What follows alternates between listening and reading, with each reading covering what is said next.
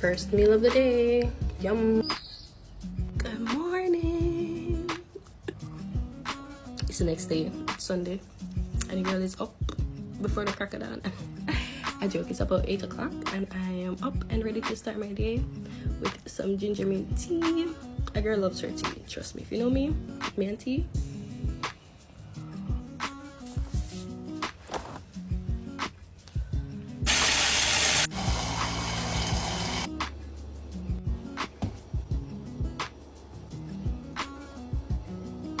So fried chicken, stewed pork, yeah.